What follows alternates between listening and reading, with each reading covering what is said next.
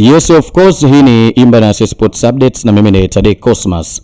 Bwana, shirikisho la soka nchini Tanzania TFF wameweza kutangaza orodha ya waamuzi ambao watakwenda kuzitafsiri sheria 17 katika mchezo wa kesho wa ngao ya jamii kati ya Simba Sports Club dhidi ya Young African Sports Club, mechi ambayo itapigwa kesho tarehe 12 katika uwanja wa New Amani Complex pale Zanzibar majira ya saa 2 na dakika 30. Sasa waamuzi ni kama ifuatavyo. Match officials: mwamuzi wa kati ni Ahmed Arajiga kutoka Manyara. Mwamuzi msaidizi namba 1 ni Mohamed Mkono kutoka Tanga. Mwamuzi namba 2 wa akiba ni Leonard Mkumbo kutoka Manyara. Assistant referee ama unaweza kusema ni fourth official fourth official ni Nasir Sia kutoka Zanzibar. MC atakuwa ni Hamisi Kitila kutoka Singida.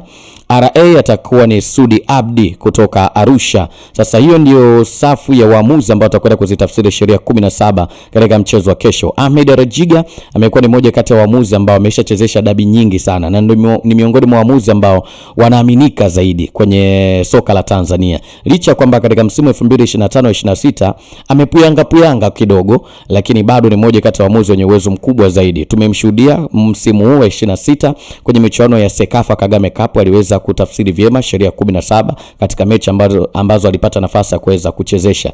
Sasa ndo mwamuzi ambaye tunamtumaini kwa kiwango cha hali ya juu zaidi. Hatutegemei kuona matatizo ya kibinadamu, hatutegemei kuona makosa design yoyote ile. Tunategemea kuweza kuona akienda kuzitafsiri vyema sheria 17 katika mchezo wa kesho. Yapi maoni yako kuhusiana na safu hii ya waamuzi ambapo Ahmed Arajiga ndio ambaye atakuwa pilato katika mchezo wa kesho, Young African Sports Club dhidi ya Simba Sports Club?